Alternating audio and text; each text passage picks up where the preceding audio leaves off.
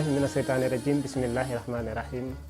Wassalatu wassalamu ala asrafil khalq sayyidina Muhammad sayyidil awwalin wal akhirin wa ala alihi wa ashabihi ridwanullahi ta'ala alayhim wa ajma'in. Mbokki jullit yi, asalaamaaleykum wa rahmatullahi ta'ala wa barakatuhu.